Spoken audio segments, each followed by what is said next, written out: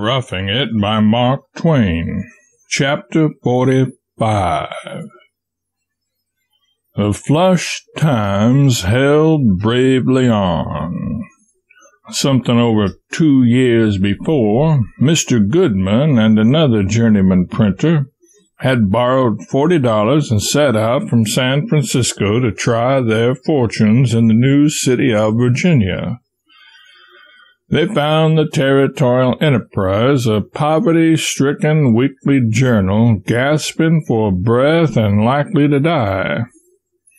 They bought it, type, pictures, goodwill and all, $4,000 on long time.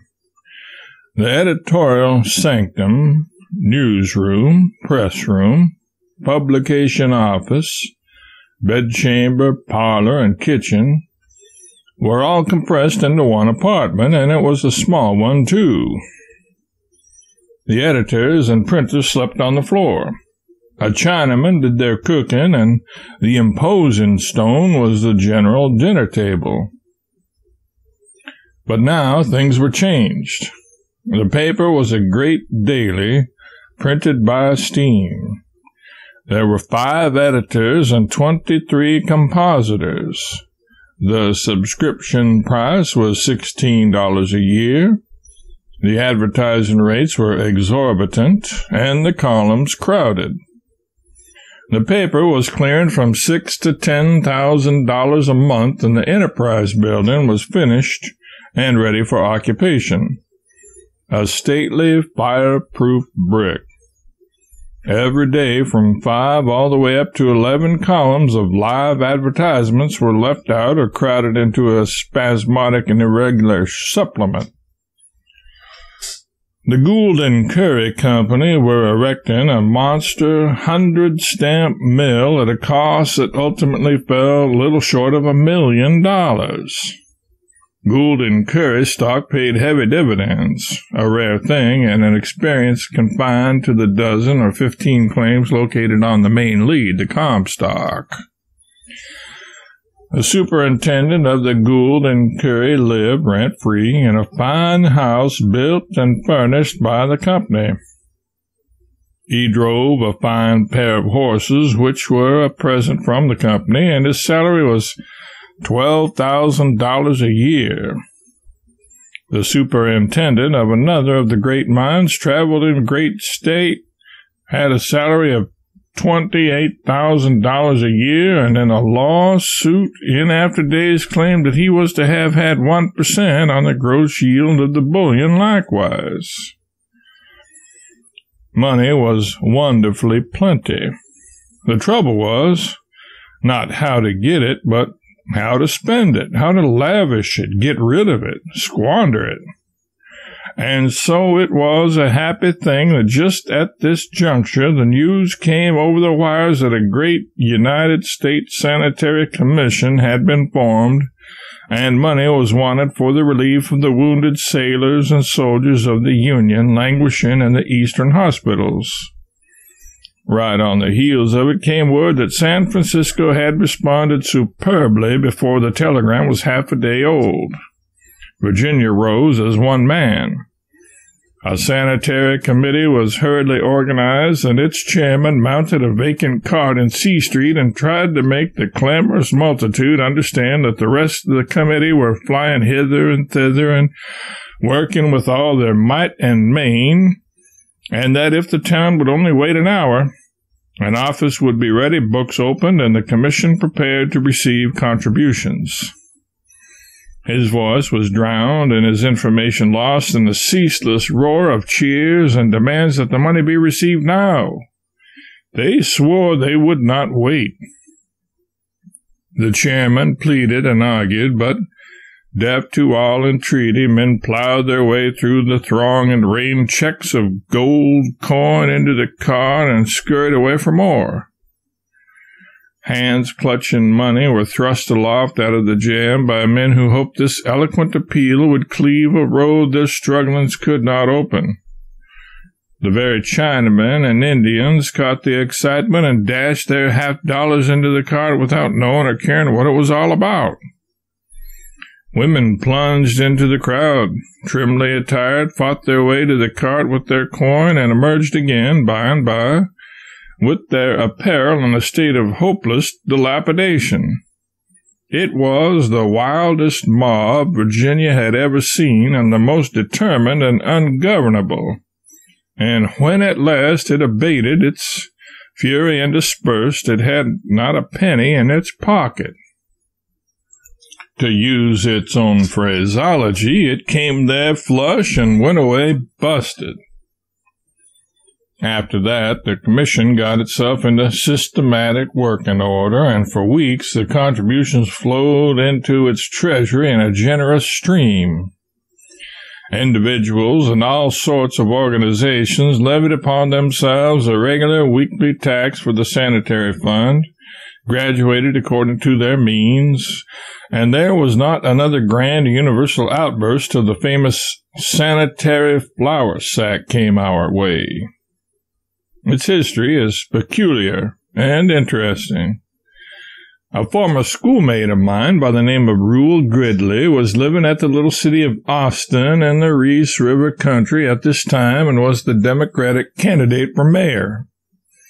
He and the Republican candidate made an agreement that the defeated man should be publicly presented with a 50-pound sack of flour by the successful one and should carry it home on his shoulder. Gridley was defeated. The new mayor gave him the sack of flour, and he shouldered it and carried it a mile or two from Lower Austin to his home in Upper Austin, attended by a band of music and the whole population. Arrived there, he said he did not need the flour and asked what the people thought he had better do with it. A voice said, "Sell it to the highest bidder for the benefit of the sanitary fund." The suggestion was greeted with a round of applause, and Gridley mounted a dry goods box and assumed the role of auctioneer. The bids went higher and higher as the sympathies of the pioneers awoke and expanded, till at last the sack was knocked down to a millman at $250 and his check taken. He was asked where he would have the flour delivered, and he said, "Nowhere. Sell it again." Now the cheers went up royally, and the multitude were fairly in the spirit of the thing. So Gridley stood there and shouted and perspired till the sun went down, and when the crowd dispersed, he had sold the sack to 300 different people and had taken in $8,000 in gold. And still the flour sack was in his possession. The news came to Virginia, and a telegram went back. "Fetch along your flour sack." 36 hours afterward, Gridley arrived, and an afternoon mass meeting was held in the Opera House, and the auction began. But the sack had come sooner than it was expected. The people were not thoroughly aroused, and the sale dragged. At nightfall, only $5,000 had been secured, and there was a crestfallen feeling in the community. However, there was no disposition to let the matter rest here and acknowledge vanquishment at the hands of the village of Austin. Till late in the night, the principal citizens were at work arranging the morrow's campaign, and when they went to bed, they had no fears for the result. At 11 the next morning, a procession of open carriages, attended by clamorous bands of music and adorned with a moving display of flags, filed along C Street and was soon in danger of blockade by a huzzaing multitude of citizens. In the first carriage sat Gridley, with the flour sack in prominent view, the latter splendid with bright paint and gilt lettering. Also in the same carriage sat the mayor and the recorder. The other carriages contained the Common Council, the editors and reporters, and other people of imposing consequence. The crowd pressed to the corner of C and Taylor Streets, expecting the sale to begin there, but they were disappointed and also unspeakably surprised, for the cavalcade moved on as if Virginia had ceased to be of importance, and took its way over the divide toward the small town of Gold Hill. Telegrams had gone ahead to Gold Hill, Silver City, and Dayton, and those communities were at fever heat and ripe for the conflict. It was a very hot day and wonderfully dusty. At the end of a short half hour, we descended into Gold Hill with drums beating and colors flying and enveloped in imposing clouds of dust. The whole population, men, women, and children, Chinamen and Indians, were massed in the main street. All the flags in town were at the masthead, and the blare of the bands was drowned in cheers. Gridley stood up and asked who would make the first bid for the National Sanitary Flour Sack. General W. said, "The Yellow Jacket Silver Mining Company offers $1,000. Coin." A tempest of applause followed. A telegram carried the news to Virginia, and 15 minutes afterward that city's population was massed in the streets devouring the tidings. For it was part of the program that the bulletin board should do a good work that day. Every few minutes a new dispatch was bulletined from Gold Hill, and still the excitement grew. Telegrams began to return to us from Virginia, beseeching Gridley to bring back the flour sack. But such was not the plan of the campaign. At the end of an hour, Gold Hill's small population had paid a figure for the flour sack that awoke all the enthusiasm of Virginia when the grand total was displayed upon the bulletin boards. Then the Gridley cavalcade moved on, a giant refreshed with new lager beer and plenty of it, for the people brought it to the carriages without waiting to measure it. And within 3 hours more the expedition had carried Silver City and Dayton by storm and was on its way back covered with glory.